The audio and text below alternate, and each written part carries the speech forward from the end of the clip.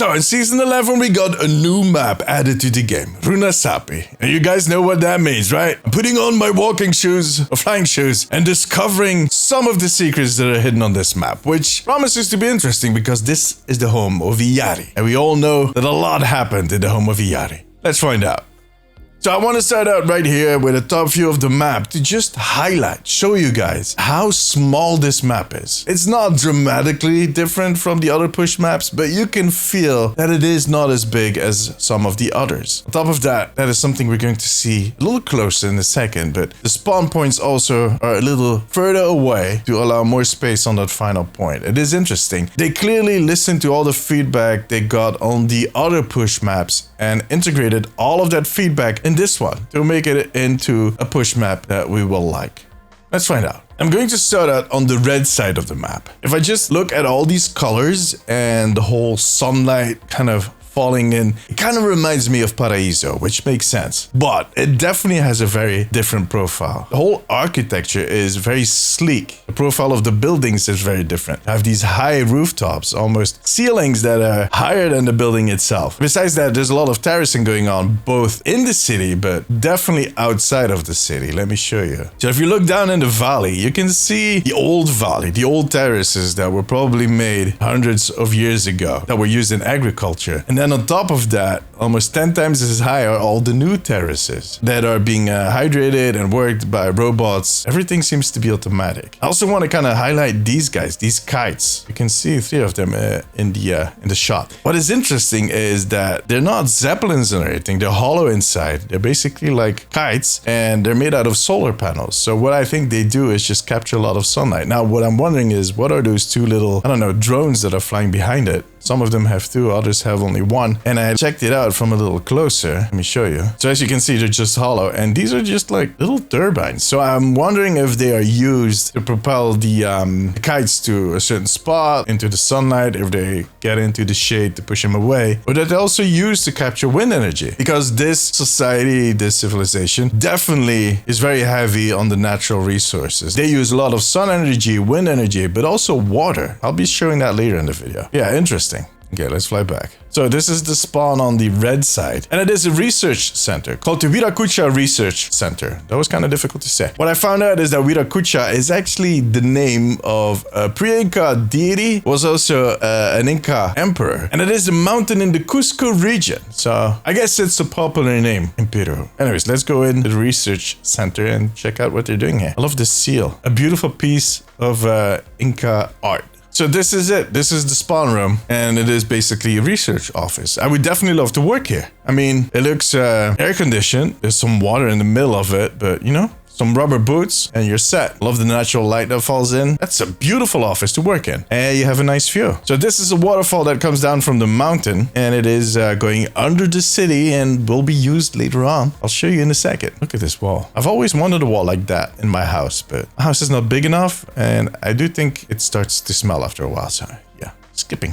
So as I said, the spawn points are a little further back than they are on the other maps. We've seen them do the same thing in Colosseo, where they push back spawn room and put these obstacles to help the defending team to have at least a bit of a fighting chance to stop whoever is coming at them with the robot. You can also see that they broke this line of sight way earlier than they usually do. So there's not a lot of space. This just provides cover for the attacking team, and then the defending team has these obstacles to hide behind. I think it's an interesting strategic choice. It will definitely help out. I wonder if they're going to change that to some of the other maps. It might not be as necessary as it was on Colosseo. There's a lot of these museums with small collections, food places, and shops. That's a lot of what we see here. So I think this is kind of more of a touristic place. I've not seen a lot of houses. Not that we see that a lot on other Overwatch maps, but definitely more than on this one. And they seem to have a nice collection of golden objects. This is a golden cup, some Inca art. This is either a llama or alpaca. Like if I see the actual animals in front of me, I'll be able to tell you if it's an alpaca or a llama, but I have no idea which lives where and whatnot. So, and this is kind of hard to interpret. And my guess would be a llama, but you know. This is an interesting object. I learned about these objects through an old Belgian comic that if you're Belgian or you're Flemish at least, you've definitely heard about this. Just getting scared. I think for my French-talking friends, it's Bobby Bobette. But it was just this old comic that we still have, I think. They still do it. And these objects were part of one of the issues. It's called a tumi, and it is a ceremonial knife. Now, in this case, it looks like it's a ceremonial shovel. It's not as sharp as you would expect a knife to be. Yeah, they were used to in sacrifices. So that could be fruits, that could be animals, but yeah, it could also be humans apparently. So, but that's a tumi. Oh, cool to see that in the game. All right, let's keep moving. Oh, I want to show you guys this. This is a classic Peruvian taxi cab. Now, what makes it classic Peruvian? One end, it's the white and red kind of markers that are on the sides of the taxi. I don't know if they do it in other countries, but I've seen it in pictures of Peruvian cabs a lot. Second, this specific model of car in a yellow color is a very typical Peruvian taxi. I don't know if it's just a Lima, but I've seen so many pictures of these cabs that look very similar, that have that kind of blocky build. So yeah, I think people that live in Peru, or that have been in Peru, will definitely recognize this cab. I love it when they do stuff like that. This is also interesting. The picarones. It's a dessert typical for Peru, and it's basically like a donut, but it was based of a dessert that was brought over by the conquistadors, by the conquerors. And they made their own twist on that dessert. And those are picarones. And they're made out of squash and sweet potatoes, if I'm not mistaken. And they put this syrup on top of it, just like you would maybe do on a donut in some countries. I don't know. But yeah, it's a classic dessert from Peru. Never had one though, because I've not been to Peru yet. Maybe one day. Oh, this looks like a more residential area. Always checking the nameplates, man. You never know. One of these buildings might be Illari's. All right, let's keep moving. What is this hole? Window? Imagine that being your bathroom window next to a garbage bin. So every time you open up your bathroom window, there's flies flying in from the garbage bin. I know, very practical take. And this is also a residence, but I love this air conditioning unit. I would actually not mind having that as an air conditioning unit in my house. And what is this? A race bike on top of a mountain in a place like this where there's staircases everywhere and everything is basically going uphill. Good luck with that.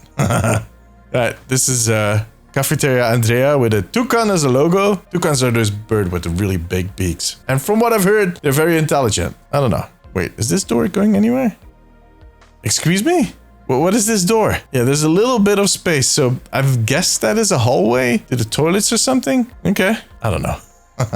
I should not be looking too much into this. All right, let me show you this clothes or textile shop. So they're just selling these, I don't know what to call them, all kinds of fabrics basically in the typical patterns. And for some reason they put in naked mannequins. I guess it was too much trouble to put clothes on these. And I don't know what this is. It looks like a white Batman. I'm Batman.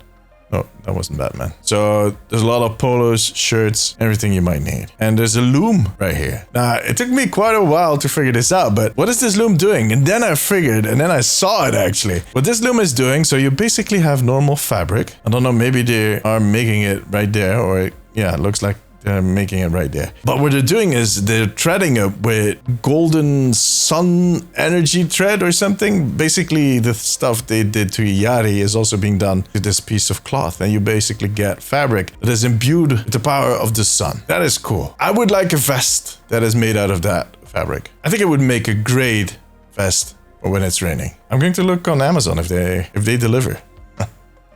Oh, look at that. A little llama / alpaca. Another picarone stand. A bus stop. Where's the bus going? You have two buses. Autobus 1, Autobus 2. They both stop right here and they're going to Avia Santa Maria, Guyana Rogue, Agricultura Runasapi, that's where we're at. Marsavala, Olanta. Alright, there's a lot of stops. I wonder if they're all higher up the mountain or not. Now, I'm not 100% sure what these are, but I do think I have an idea. Let me show you. So what this is a water wheel. Rueda de agua means water wheel. So remember when we were in the research station earlier, you had the waterfalls coming down and the water basically running under the city. So it looks like they pump up that water that's under the city and then use it to make this wheel turn and that way create energy, electricity. Now, at first I was confused, so what are they using to pump up the water? And then I looked at this whole system. So you can see these containers have water running up in them. If you follow that, I don't know what to call it, it's not a pipeline, but you know, it is definitely water that is being siphoned up. And I think these are the devices that are responsible for that. And they are powered with the sunlight. You can see that they're imbued with that same sunlight. They seem to be following a certain pattern. I don't know if that means anything, but I think these wheels imbued with that sun energy, with that sun power, the same that we saw in the cloth, the same that we saw in the Illari, is being used to pump the water up and then have it run down the wheel. I guess that is the way that they use sun energy in an extra way on top of all the solar panels and whatnot to create even more electricity. Very, very clean power. And I guess these are just spares for those wheels. Makes sense, right? Yeah. I love this. This seems to be filled with water completely. At least I feel like it. It might just be blue glass because there's like a door in here that looks in no way like it would hold back any water. There would be water seeping out from all sides. But I looked from a distance, it looked like it was filled with water. But then I saw this door and I was like, okay, maybe it's just blue glass.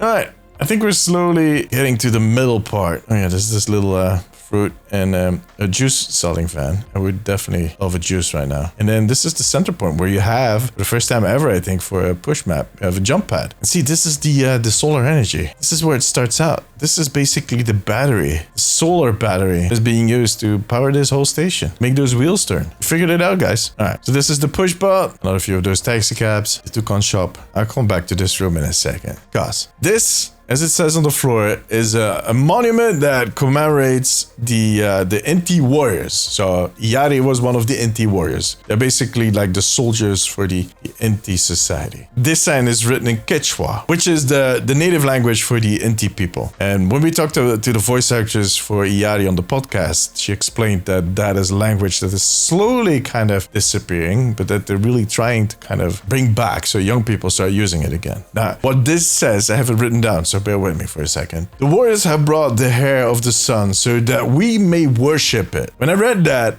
it had me thinking. We all know what kind of happened to Illari, right? If you've seen the origin story, Illari is an Inti warrior, and when she was introduced to the order, I guess, or whatever they call these Inti warriors, she had to be imbued with sunlight, much like they did with the cloth, and that same energy that they're using to kind of make the wheel turn. So what they used to do that, as we have seen in the origin story, is this type of device. It's a huge wheel, they're kind of in the center of it, and they basically kind of channel sunlight within the Inti warrior, and that way they get their powers. That way, that is the reason why we see her eyes light up, and when she uses his ultimate, she just becomes this huge ball of fiery light. Now, as you can see, this one seems to be broken, and that is the wheel that was used, or the device, or the loom that was used to give Illari her powers. And the moment they did, it exploded. It turns out that she is so powerful that she broke the device, and she did not only break the device. If you look back there, that is the place where it happened. Let me get a little closer. That is the temple where they tried to, or they did imbue Illari with that light. They moved the loom out of the temple here as a memorial for what happened that day, because a lot of people died during that explosion. And you hear that a lot in some of the Illari voice lines, where she'll express her guilt and her remorse and how she feels about so many people dying because of her. She feels really, really guilty. Now, I've always wondered what her people's stance was on the whole accident, and it turns out that they worship her, that they see her as the hair of the sun.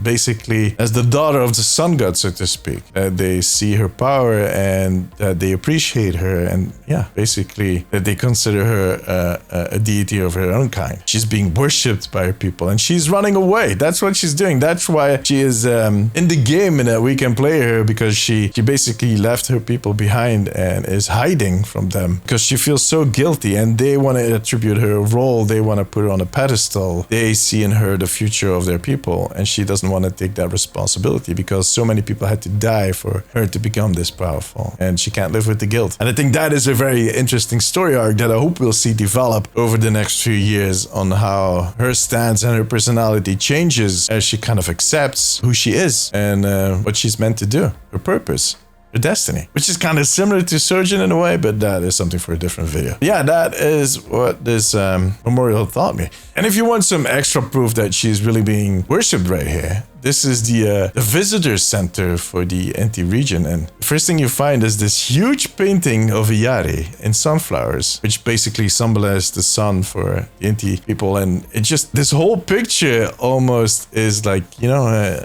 religious in a way. Now, a fun detail about this art is that it was made by a fan. So it's a fan-made picture. Chaotic Rissa on Twitter is the artist that made this piece and that got it into the game, which is kind of awesome. I mean, can you imagine your fan art ending up in the game in a way like this? That is such a huge honor. I love it. So yeah, that proves that they definitely are not mad at Illari. The only person that is mad at Illari is Illari herself. This is another part of that collection. So right here you see one of those seals. This one is encased. And then a llama alpaca. Still haven't figured it out. And these are not Tumis because, yeah, they don't look like knives, but they are kind of based on that same figurine that you've seen on top of the Tumi. It also kind of stood out for me that they kind of look like Omnics, kind of like a mix between Inti art and Omnic art. It's kind of weird. There might be a story behind this. It might just be completely random, but I really like them, especially the middle one looks very intriguing and funny. I feel like there's something in there that I recognize, but I can't put my finger on it because it's behind glass.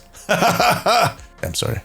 Okay, let's move on. One thing I also really like about this whole vibe on this map is, let me try and get it from the right angle, because it doesn't always show. Yeah, no, it's gone. It was just shown earlier. Okay, there we go. These solar panels, or whatever they are, you have these almost light veins coming out of these solar panels. Oh, no, there we go. Look at that. That looks so intriguing. And beautiful. And this is a very unique map. I really love the combination they did between that Inca Peruvian architecture and the modern Overwatch stuff. It feels like the perfect blend. Going from the buildings to these types of public zones, and then all these gates everywhere, the doorways. It just feels so unique, yet it feels so Overwatch. They just nailed it with this map. Again, love it. Was it the same cloth shop from before? No, now we're on the blue side. It seems that they're also doing this on the blue side. So yeah, this is just a push map. Everything that we've seen on the red side is also mirrored on the blue side. Sometimes they change a few details, so it looks slightly different. This is also another residential building. There's a lot of mailboxes, but I don't necessarily see a lot of places people can live. I guess they all are renting a room in this little building? Okay. Poor souls. Like I said, it's just mirrored with a few different angles, little different shops. This is more of like a farmer's market type of deal. We have little food stands. And then this is the blue spawn with a very similar building, of course. And instead of this being a research center, I think this is the control center for all the agriculture that is happening on the slopes, on the terraces. So they have a nice view out here. And as you can see, the plants are being watered automatically. So I think everything down there on these terraces happens, like weeds, sowing, like everything has been done right here from this little office space, from these control consoles. In the future, farming becomes a desk job. That's basically it. But again, very nice office. Very spacious, natural light, cool. I mean, that is something that Blizzard is so good at, is that vibe, that feel that they put into a map. And just these subsections. If you just roam around here, if you fly around here, you can almost feel how cool this building probably is. Like, I'm not going to say air conditioned. I think it's just the way that they use the water and the windows, the way that they kind of limit the sunlight that comes in directly, the thick walls. It just all gives you that sense of this must be a very cool place to hang around in when it's really hot outside. And then the moment you step out, you can almost feel the sun burn. A lot of these southern places in Southern Europe, in South America, Los Angeles. I've been to a lot of these places and the sunlight hits very differently. It has this very different feel to it. And they managed to always capture that in those maps. It feels very different from the sunlight, the little sunlight that we get to see here in Belgium, for instance. And these artists always nail it. I love it. This is a beautiful map. I mean, we don't see any direct references to Illari today, like where she's hanging out. But I think that is because she is on the run. But this is definitely a place with a lot of lore history for Illari. If you're an Illari main, Illari player, you'll definitely appreciate this map. And for the rest of us, it's just beautiful. I look forward to playing on this map. All right, but that was it. Hope you guys enjoyed this little tour. If you did, give it a thumbs up. It always helps me out. I also want to thank my patrons. I could not make these videos without you guys. As always, you have my eternal gratitude. Now, if you have some time left, check out this video. Click it. But above all, guys, take care of yourself, take care of each other. Bye-bye.